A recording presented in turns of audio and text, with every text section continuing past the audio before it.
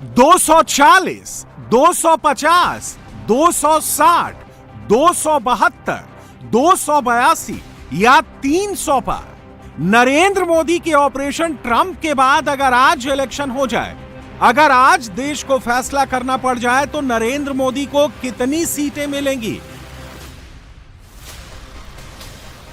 Donald Trump के एक तरह से सरेंडर करने के बाद मोदी विरोधियों के सारे तीर फेल हो चुके हैं। नरेंद्र मोदी पहले भी राहुल गांधी की रेंज में नहीं थे। मोदी अब राहुल गांधी की पकड़ से और दूर निकल गए हैं। सवाल है कि ट्रंप के यू टर्न के बाद मोदी और राहुल के बीच गैप कितना बढ़ गया है। अगर आज चुनाव हो जाए, अगर आज वोट पड़ जाए तो राहुल कितनी सीटें पाएंगे?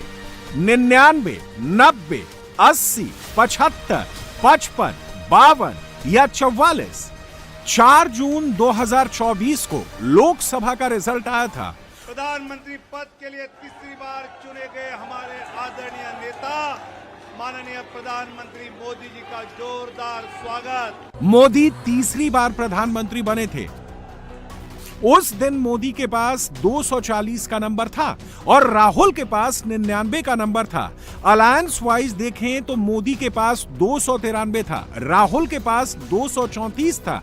4 जून 2024 के बाद 1 साल 3 महीने और 2 दिन यानी कुल मिलाकर 459 दिन यानी 11,016 घंटे गुजर चुके हैं। इन 11,016 घंटों में नरेंद्र मोदी कितना आगे निकल चुके हैं? 4 जून 2024 के बाद कम से कम 3 नेशन वाइज सर्वे हो चुके हैं। कम से कम 10 बार अलग अलग सर्वे एजेंसियों ने देश के अलग अलग हिस्सों में वोटर का मिजाज भांपा है। कम से कम 10 बार सैंपल सर्वे के जरिए जनता का मूड चेक किया गया है। इन 1.25 सालों में एक भी मौका ऐसा नहीं आया जब नरेंद्र मोदी 240 से नीचे गए हो।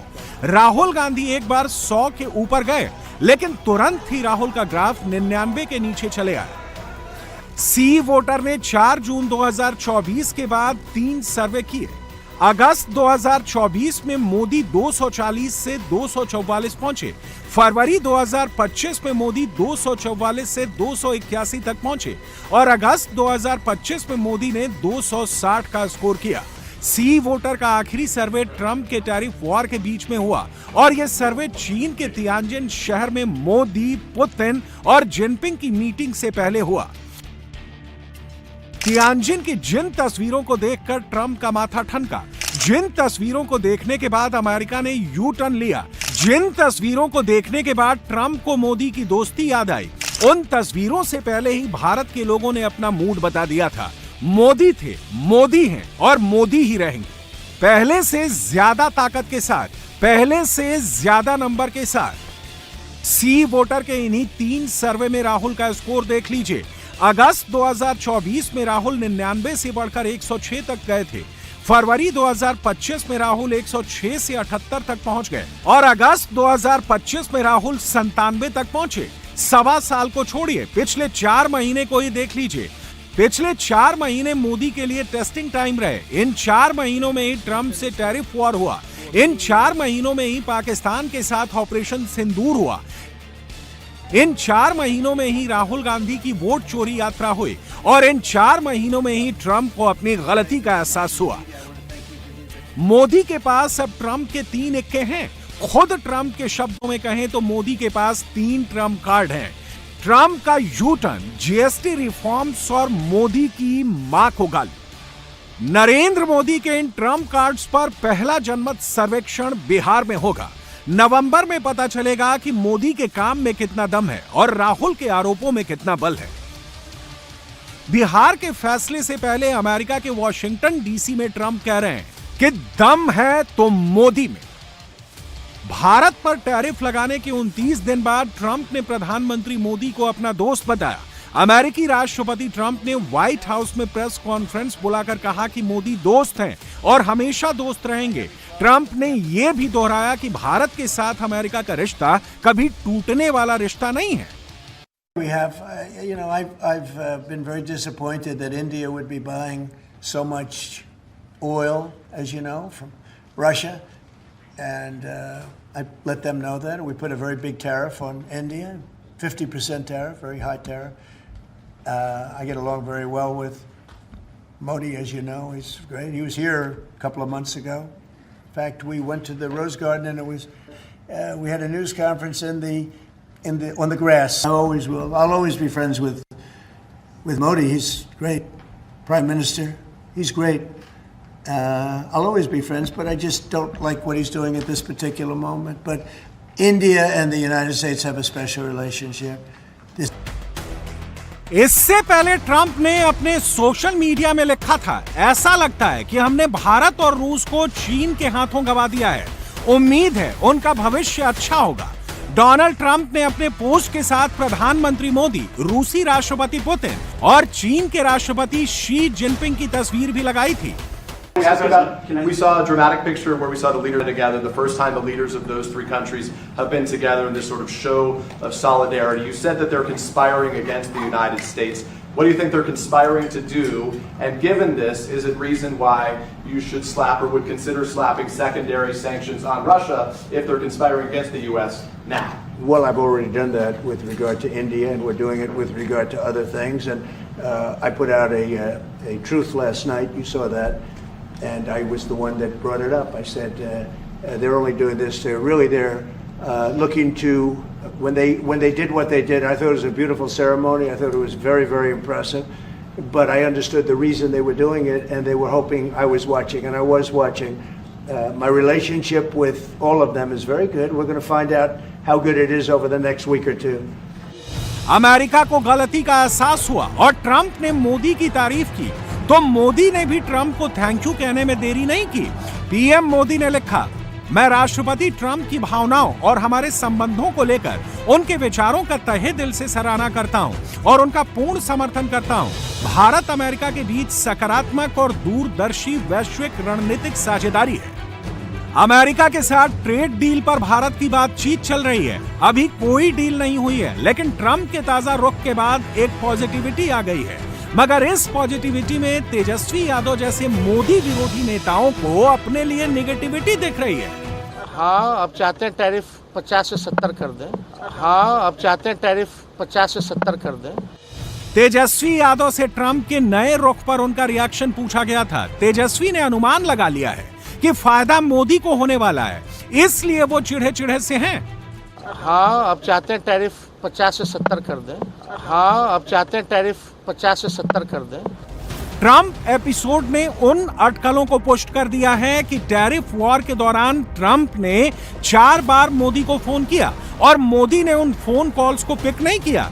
मोदी के इस कॉन्फिडेंस के पीछे देश के लोगों का विश्वास है। सी वोटर के सर्वे के मुताबिक भारत के 54% लोग अमेरिका को टैरिफ संकट का दोषी मानते हैं। सिर्फ 22% को लगता है कि भारत ने गड़बड़ झाला किया, इसलिए ट्रंप ने टैरिफ लगाया। ट्रंप के साथ समस्या ट्रेड या टैरिफ की है ही नहीं, समस्या युद्ध से शुरू हुई। ट्रंप ने ऑपरेशन सिंदूर के समय भारत पाकिस्तान युद्ध रुकवाने का दावा किया और 42 बार ये बातें दोहरा दी, जबकि मोदी ने एक बार भी ट्रंप को इस बात का श्रेय नहीं दिया। पार्लियामेंट में भी मोदी ने यही कहा कि पाकिस्तान गिड़गिड़ाया, तब हिंदुस्तान की सेना ने युद्ध रोका। दुनिया के किसी भी नेता ने भारत के ऑपरेशन रोकने के लिए नहीं कहा।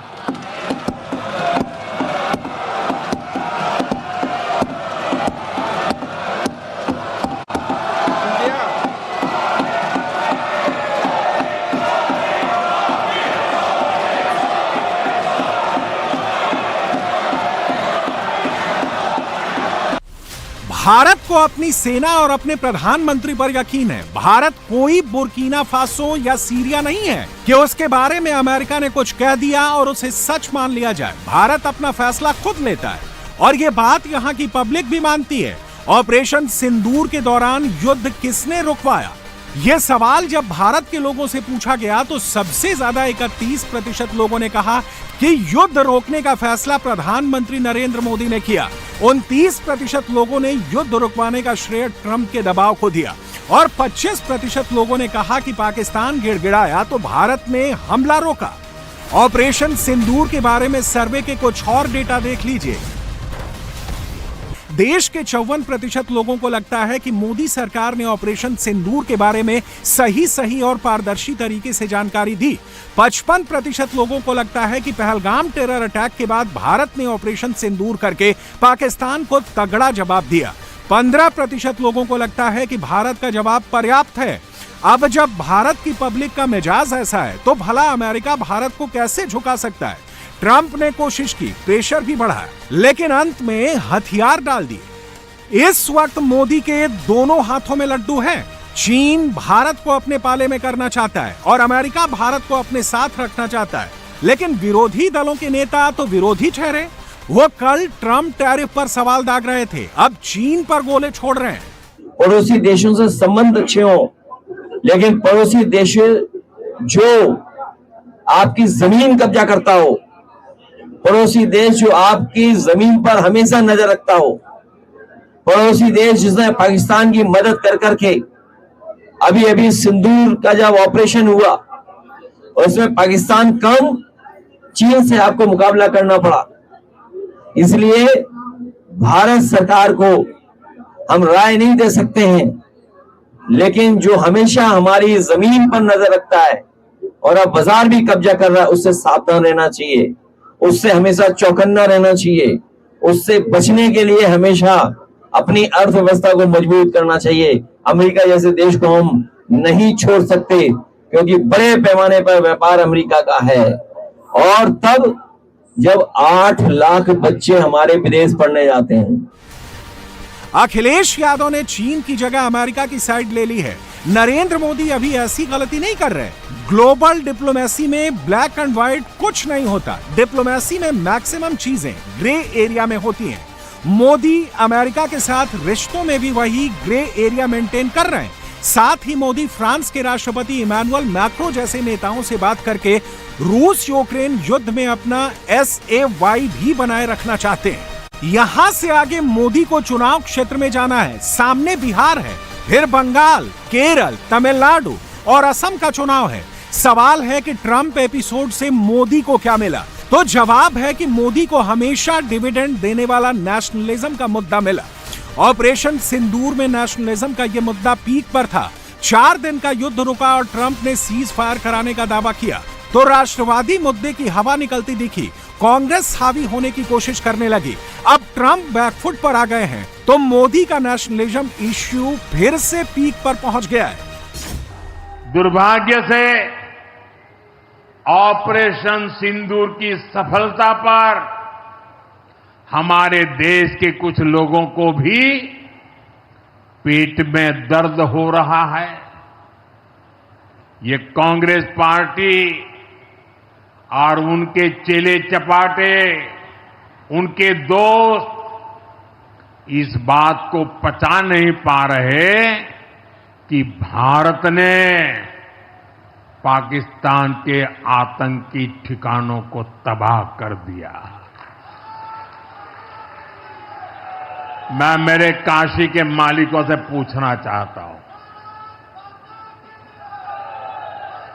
भारत की ताकत से आपको गर्व होता है कि नहीं होता है? ऑपरेशन सिंदूर से गर्व होता है कि नहीं होता है? आतंकियों के ठिकानों को नष्ट करने का आपको गर्व होता है कि नहीं होता है? पाकिस्तान के कई सारे एयरबेस तो आज भी आईसीयू में पड़े हैं। पाकिस्तान दुखी है, ये तो सब कोई समझ सकता है, लेकिन पाकिस्तान का ये दुख कांग्रेस और सपा से सहन नहीं हो पा रहा। उधर आतंक का आकार होता है, इधर कांग्रेस सपा वाले आतंकियों की हालत को देखकर रोते हैं। जरा याद कीजिए, पिछले 11 साल में राहुल जनवरी 2019 में मोदी के सबसे करीब पहुंचे थे। जनवरी 2019 में राहुल गांधी 34% भारतीयों की पसंद थे। तब मोदी 50% से नीचे 47% पर थे। लेकिन फरवरी 2019 में पुलवामा हो गया, इंडिया ने बालाकोट किया, मोदी जनवरी 2020 आते आते 66% तक पहुंच गए और राहुल 9% तक गिर गए। राष्ट्रवाद का मुद्दा मोदी को कहां से कहां पहुंचा देता है और अभी तो मोदी पहले से ही राहुल से बहुत आगे हैं। राहुल गांधी पॉपुलैरिटी चार्ट में मोदी के आधे भी नहीं है। 5 साल में राहुल धीरे धीरे 25% तक पहुंचे हैं तो मोदी 52% पर जमे हुए हैं। 44% भारतीय नरेंद्र मोदी को देश का अब तक का सबसे बेहतरीन प्रधानमंत्री मानते हैं। 52% भारतीय नरेंद्र मोदी को प्रधानमंत्री के लिए सबसे बेस्ट मानते हैं। अगर आज चुनाव हो जाए तो बीजेपी को 41% और एनडीए को 47% वोट मिल सकते। मोदी का जीएसटी रिफॉर्म सर्वे होने के बाद आया, ट्रंप का यू टर्न भी सर्वे होने के बाद आया और बिहार के दरभंगा में मोदी की मां को गाली भी सर्वे होने के बाद ही दी गई। मोदी के पास अब इमोशनल इश्यू भी है, एक्शन वाला इश्यू भी है और राष्ट्रवाद वाला इश्यू भी है। इमोशनल इश्यू पर मोदी कोई चुनाव कभी नहीं हारे। मोदी को जब जब गाली दी गई, कांग्रेस चुनाव हारी है। एक्शन वाले इश्यू पर मोदी इसी साल दिल्ली चुनाव जीत चुके हैं और राष्ट्रवाद वाले इश्यू पर मोदी का वोट 12 से 15% बढ़ जाता है। मोदी ऐसी तैयारी के साथ बिहार के रण में उतरने वाले हैं। राहुल गांधी पप्पू पप्पू होते हुए सुपर पप्पू बना दिया तेजस्वी यादव को। लालू जी के सपनों पर पानी फेर दिया। तेजस्वी यादव तो चमचागिरी में प्रधानमंत्री बना दिया। लेकिन